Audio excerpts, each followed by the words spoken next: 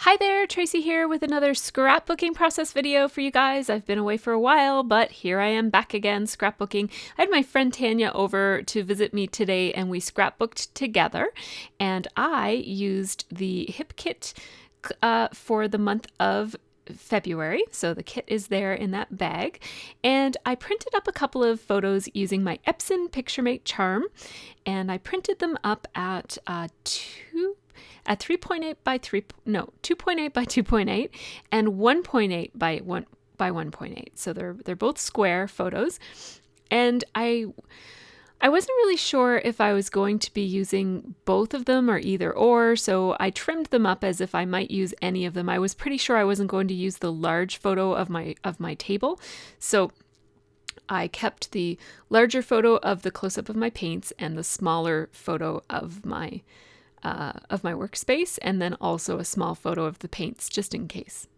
So now I also have, in addition to the hip kit, I also have a stamp set, and I'm just telling Tanya about it here. I'm telling her how much I like it. It's from Focus on You, from the Focus on You collection from Wild Whisper, which is a wonderful Canadian scrapbooking company that makes paper and Project Life cards and stamp sets.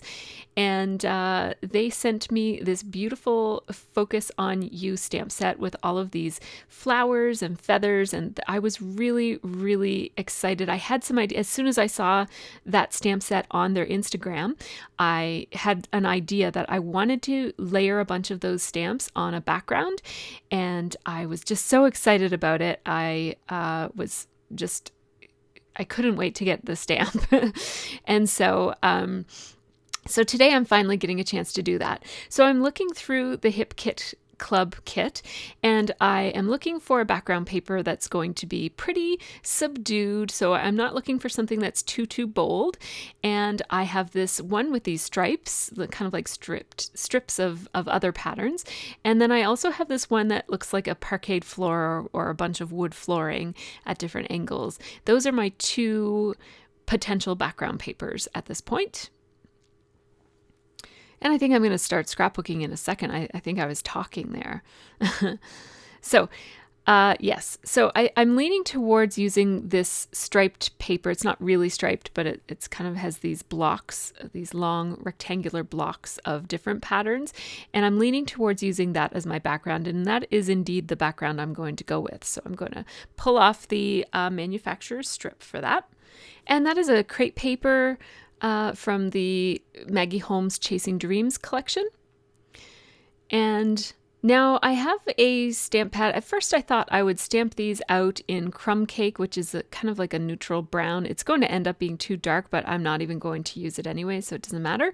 But I was thinking about making them be neutral brown and then watercoloring in some of them. Because this is a layout about watercolor. So I thought maybe I should use watercolor on it, but I'm actually not going to, which is kind of a little funny. Anyhow, I'm going to stamp. I just wanted to use the stamp so much that I thought I just was so excited about it. I just wanted to use it. So I'm going to grab my Misty tool. I have the large 12 by 12 scrapbooking Misty tool, and that is just a stamp positioning tool. And what I'm doing here is I'm just using it to place my stamps in a pleasing manner, I guess. And I'm just taking different Stampin' Up! Inks and I'm putting them on the stamps and then stamping them onto my background paper. And this stamp positioning tool basically just allows me to place it exactly where I want. And I mean, you could do that with a block too, so you don't need to have a fancy stamp positioning tool in order to do this. But what I find is that sometimes I miss stamp, and then when I go to stamp the second time, it overlaps and I don't like it and it looks imperfect. And so I just like to use this Misty tool just in case. It turns out that I didn't misstamp any of these. Isn't that just how it goes? I could have used a block, but it's also nice to be able to position out your stamps and just pick them up and stamp them like multiple stamps at a time without having to keep switching with your acrylic blocks.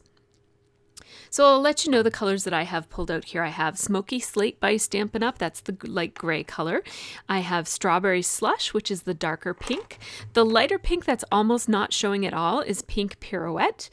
Then the light blue color is Pool Party. The green is Wasabi. No, it's not. It's Pistachio Pudding. And I also have Crisp Cantaloupe that I'm going to use in a few minutes. And I have Coastal Cabana picked out, but I don't think I used it.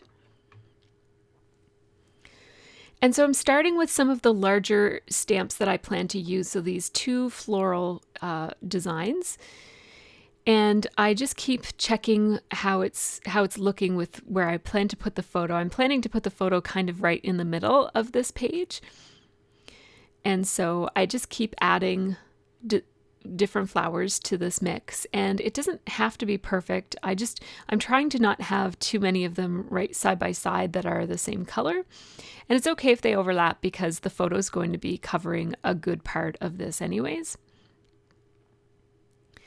It really doesn't have to be perfect. So I'm going to put those flower shapes back, and now I want a couple of feathers sticking in between these flowers, and so I'm going to position a couple of feathers over here and there. So one there and one there. And then I thought my first impression here is that these two stamps are too symmetrical, but by the time I'm done, they won't be anymore. So see how it looks too much like this matchy-matchy on each side, but that it won't look like that by the end. And so now I'm just switching them around because one of those stamps is an outline and then the other is the fill-in. And so I'm making the outline be gray because I plan to outline all of these flowers with a gray pen when I'm done. So I want them all to kind of match and look like they belong together. So I'm just using the Smoky Slate ink for the outlines of those feathers.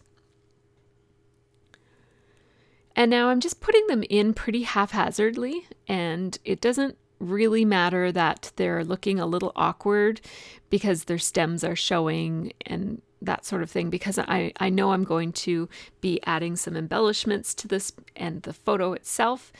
And so a lot of this is going to be covered. So it really doesn't have to look perfect. I just want little bits of these stamped images to be sticking out behind my photo. And whatever else goes on this page. At this point, I have no idea what I'm going to do with this page. I just know I'm going to put the photo, and I'm probably not going to mat the photo. It's just going to be as it is. And I'm not going to have a whole lot of paper layers on this one. This one is going to be mostly the photo, the stamping, and then some embellishments, and that is it. So I just keep on going back and forth, and using the tool really does help me with placement, because I can place it exactly where I want it to be placed, and it's also a little bit more efficient. Sometimes the MISTI tool is less efficient because you have to kind of like swing that big thing back and forth, and maybe you could just slap a stamp onto a block in a quicker amount of time. But when you're doing something like this, for example, what I'm doing right here, it's actually quite a bit faster to just lay all your stamps out on the page and then pick them all up and then lather them up with some color. And so it's a little bit tricky with these large ink pads to do that, but I don't really mind if the colors get mixed. Like if some of the blue goes onto one of the green pieces or whatever, I'm not too concerned about it. So then I can just go back and fill in any places that look like they're missing some details. And I'm putting those starburst type of shapes in the centers of all of my flowers as well.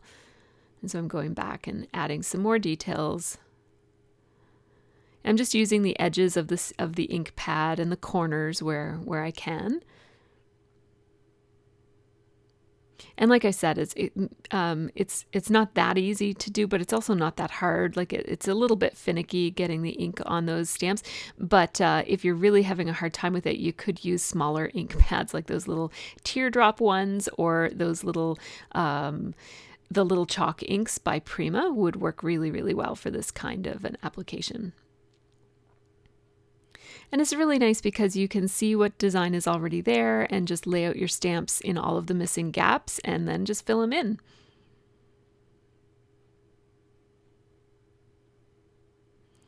So I think I'm almost done. I wanted to get 3 of those roses in each of the 2 clusters that I have. So you see I've got kind of 2 clusters forming of just random stamped flowers and feathers and sprigs and leaves and stuff. And so they'll be on either side of my photo. I'm holding the whole thing sideways, so I want the stripes to go up and down. I'm just going to add a couple of stamps every here and there, and this is where it just gets to be more efficient to just use the stamp block at this point. I'm just filling in a couple every here and there.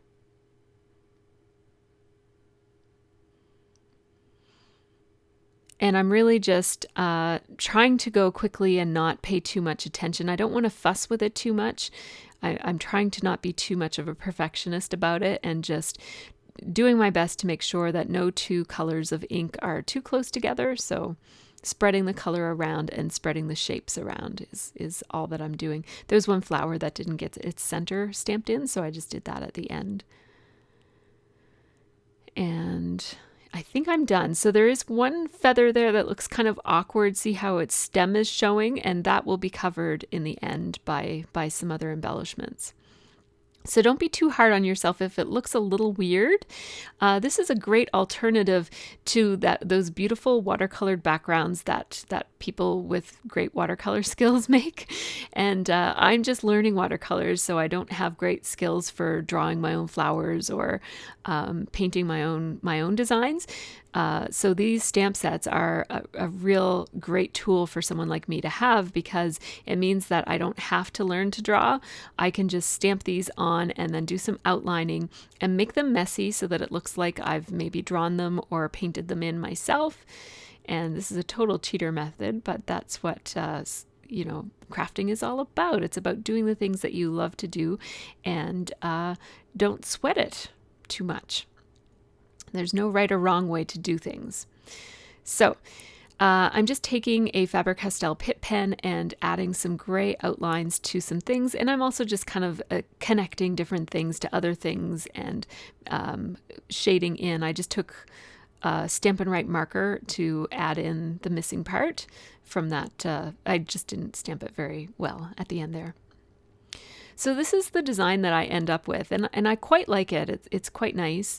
And it's not watercolored, even though the layout is about watercolor, but that's okay. What I'm about to do now is going to give it a real watercolory look.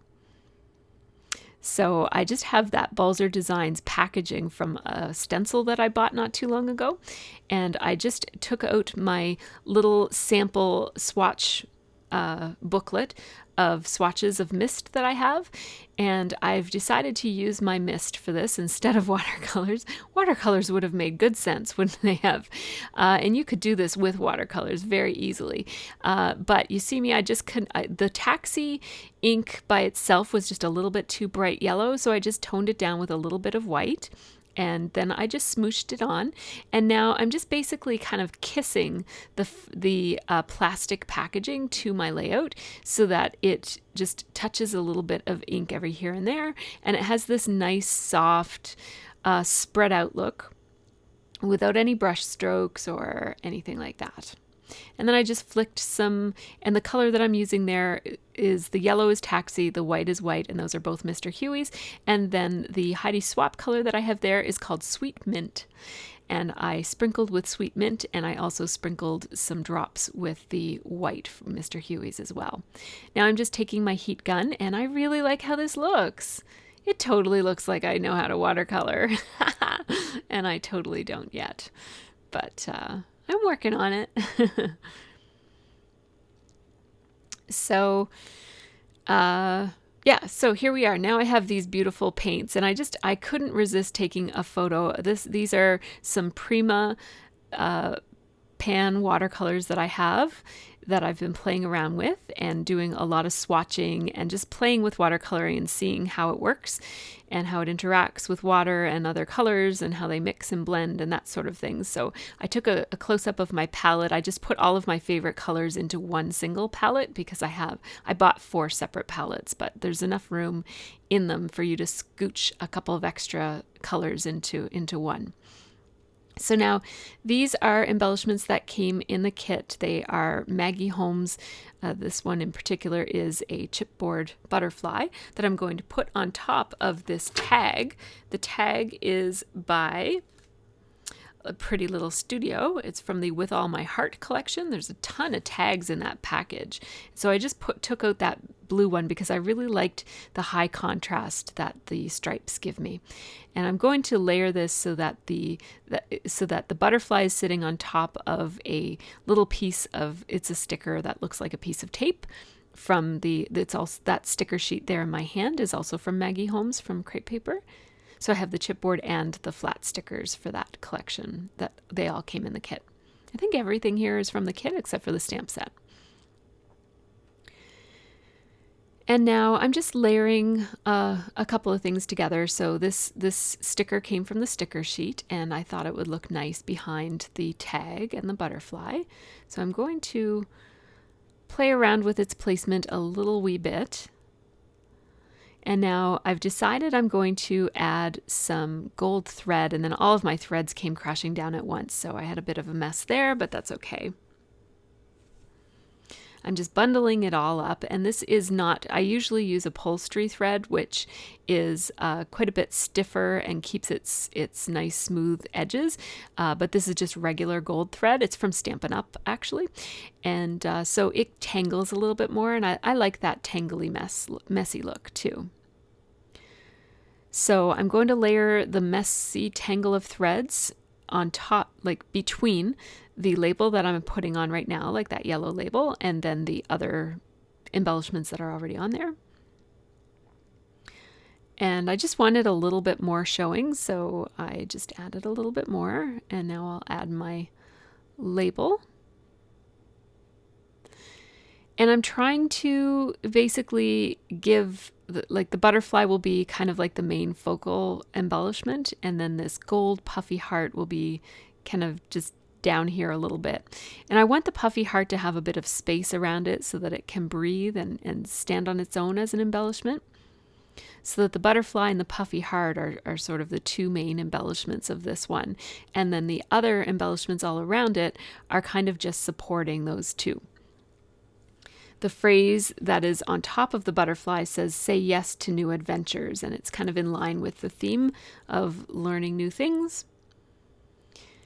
And I like the dimension that layering one chipboard sticker on top of another chipboard sticker. It gives you lots of nice height and dimension.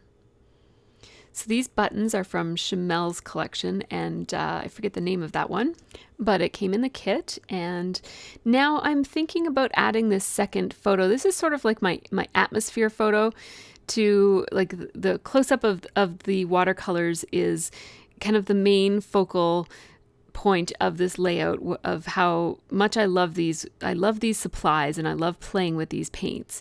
And I really love the bright coloring of that photo, and that's why I purposely chose really soft colored embellishments to go on this one, so that the brightest thing on the page is the paints themselves, and that allows the paints to really pop out at you, and you know as soon as you take a glance at this photo, that at this layout, that this page is about my new paints.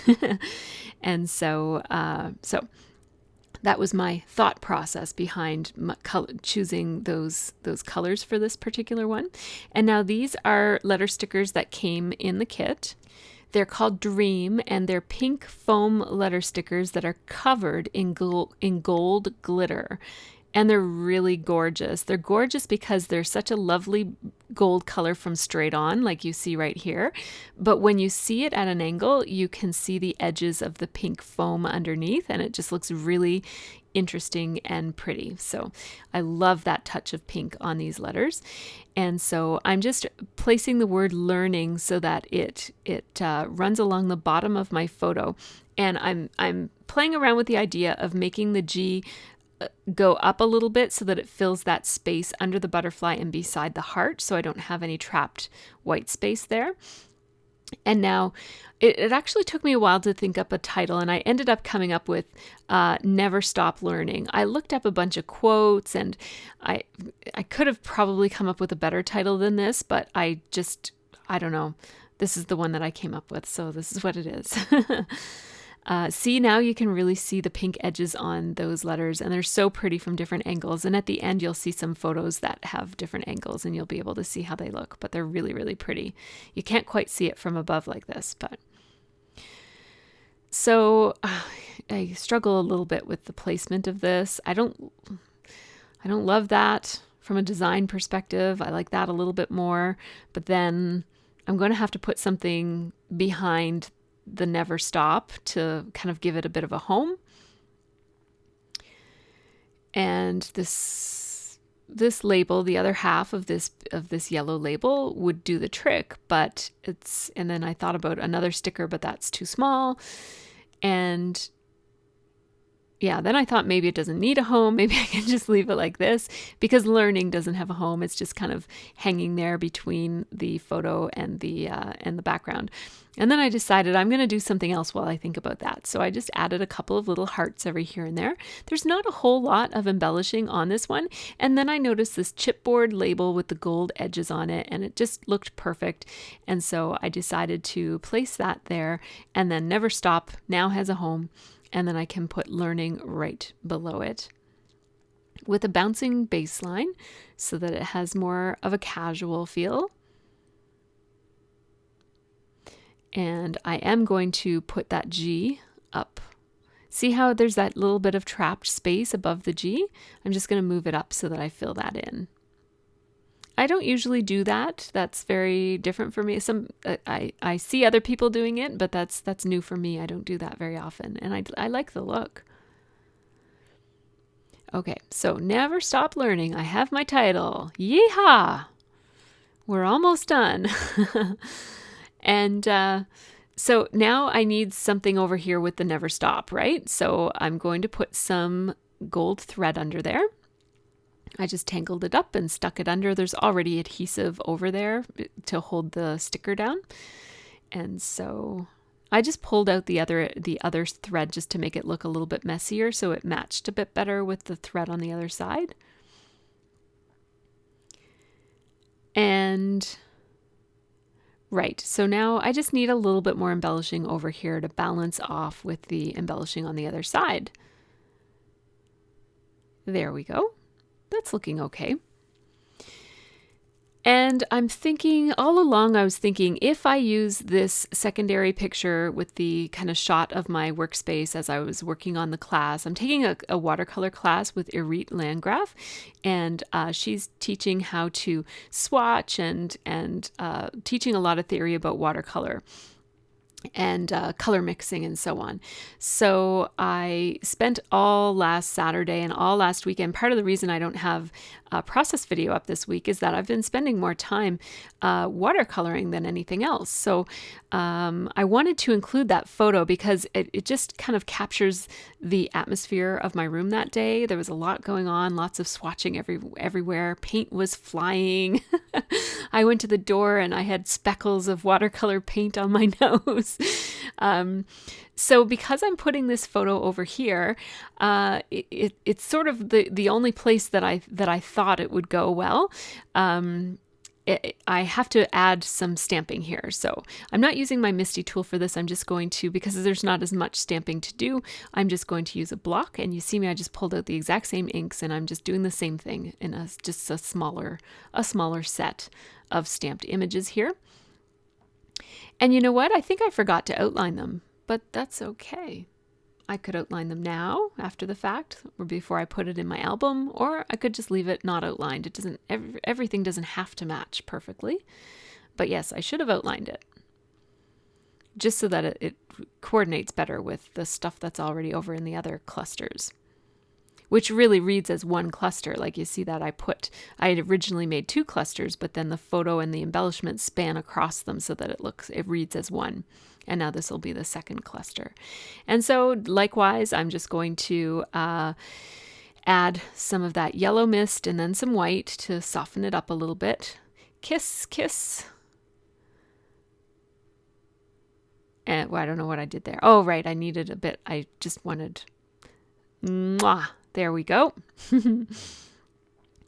And Yeah, so that's just a white, I think it's a Heidi Swap nonstick mat. And if I'm using my nonstick mat, then I don't need a piece of packaging to put my mist on. And then I just kissed that packaging to my background with the sweet mint, added some drips of sweet mint, added some splatters of white. It's all coming together. And now I zoom out and you can see I've got another little cluster up here. This is going to be my secondary cluster. It's going to hold my photo, my date, and some journaling. So I just hit that with my heat gun to speed up the process, and then Tanya and I went upstairs and had some pizza for lunch. Now here I am. My splatters are dry, and I'm going to adhere my photo down to the watercolory-ish flowers that I have stamped on my background there. I just added some gold staples. There are staples in the background of the paper, and so I wanted to incorporate staples somewhere in this. I grabbed also the plus sign from those same thickers that spell the word learning, and that just kind of brings some of that nice glitter up to that top cluster. And I'm inserting, these are die cuts also from Maggie Holmes' Chasing Dreams, and they also came in the kit, and I just grabbed a label from there because I couldn't find a label on the sticker sheet that I wanted, and it just kind of extends out underneath. That'll hold my date, and I'm adding more gold thread. So this is the third spot that gold thread shows up, and it's the third cluster. It's not really a triangle, it's just kind of spread across the layout, but it is still in 3 places. It's sort of a weirdly shaped triangle, I guess. And now you'll notice that this whole entire page is just a little bit further up on the background page than it probably should be. And I kind of knew that as I was doing it. I was aware of it vaguely, but kind of ignoring that problem as I went. And now I'm at the point where the page has come together and that problem is very difficult to ignore because everything looks just a little bit too high. So I'm just going to put something down here. And so these 2 off-kilter strips of paper that are layered, I'm just going to put them down here. It's wider on the side that is off on the opposite side to where that secondary cluster is. That's where it's wider, so it kind of balances off and gives this page almost, not quite, but almost a diagonal look that goes from the bottom left-hand corner to the top right-hand corner. Not really, there's not going to be any embellishments or anything down in that bottom corner, but the paper is chunkier down there. Like that's where the paper is its widest. Now I'm taking my roller date stamp and I'm going to put the date on this one, and it was just taken last weekend. So that is March 4th, 2017. And I just had my Lawn Fawn Gray ink handy, so I used that. And now I'm going to do my journaling. I started journaling using my gel pen that I love so much. And I'll tell you what it's called just since I mentioned it. It's the Pentel Energel Liquid Gel Ink Pen, and that's what I've been doing most of my journaling with these days. But it wasn't marking all that well over the mist, and so I switched to my Sharpie pen, which is my other new favorite pen. I know a lot of you guys have been using Sharpie pens for a long time, but I just got mine recently. I'll read my journaling. It says, there's something about learning a new skill that just excites and captivates my attention. Lately, I've been learning watercolor techniques to use on my scrapbook pages. There are so many pretty colors to play with, I just can't get enough. And as usual, no matter how hard I try to not do this, my journaling almost always tapers off so that it's wider at the top and narrower at the bottom, and I don't know what I need to do to stop myself from doing that. I guess if I drew the lines ahead of time, or maybe if I made little pencil marks to remind myself to keep my margin over, I don't know, but I have been working on keeping my journaling straight since 2009. And it's not happening. So I have to just embrace the gradually tailing off to one edge style of journaling and just say, that's my style, whether I like it or not. I slapped a little butterfly sticker underneath of my journaling and a little sticker there. It's a chipboard heart. just to balance it off and kind of close it off and make it look like it doesn't just kind of drift off into nothing. And now I'm looking at this and thinking, I need to put something on Never Stop. It needs something. See, don't you think that that needs something? And it needs something kind of really, really narrow. There's not a whole lot of space there. Anything I put is probably going to cover up most of the word, right? So this little sticker will do it, but it's not quite doing it for me. It's not quite enough. And what I would really like to do is some sewing. But I'm a little bit reluctant to do that. I'm definitely going to sew down here, so you'll see me do that. I just have my half-size Kenmore sewing machine. It's a wonderful little sewing machine. If you can find it at Sears, it's called a half-size sewing machine by Kenmore. It is the identical machine to the Genome Sew Mini. That's SEW, Sew Mini. And its markings are a little bit different, but my understanding from online research is that it is the same machine. And so that machine, the Genome Sew Mini, is very highly rated for, of all the smaller, low-cost sewing machines that are out there. That's a really, really good one. And this one is a really good one too. Obviously, it's the same one. So yes, I do recommend this if you're looking for an inexpensive sewing machine. I keep this one threaded with black thread, and then I keep my big full-size sewing machine that you guys often see. It's it's also a Kenmore. I keep that one with white thread. And what I'm doing here is I'm sewing right through the chipboard and the whole layout and the stickers and everything. And I'm actually doing it with my hand instead of with the pedal. So my sewing machine has a turn crank thing on the side, like a wheel that you turn to sew manually with the sewing machine. And so that sounds a little funny to sew manually with a sewing machine. But anyhow, I'm just turning that because I don't want my I felt like my needle might break going through that chipboard, and it did resist quite a lot going in. And so by turning the crank manually, it just allowed me to have more control and to ease that needle in through all of those layers without causing myself too much grief. I added a little bit more sewing up at the top where the date is, and that was just to continue and repeat the sewing. So there is quite a bit of repetition on this. There is gold thread bundles in the 3 places. There's black sewing in 3 places. There are those little buttons in 2 places. And the background effect is done on both the main centerpiece as well as off to the side. And what repetition does is it brings your page together and makes it look, it gives your eye some predictability, and then you can play around with having some unique or interesting things kind of catch your attention. And this puffy heart is one of those things, right? So there's only one puffy heart on there, so it really kind of catches your eye, and I like that. I like that. So when you use repetition in some parts of your layout, it allows you to not use it in other parts to really direct the viewer's attention. And that just kind of brings your eye to the center and makes it clear that this is all about my love of these beautiful paints. These are Prima watercolor confections, by the way, if you're wondering which paints these are. So here are the close-ups of this one. I hope that you enjoyed this process video. Take care and have a really great scrappy week.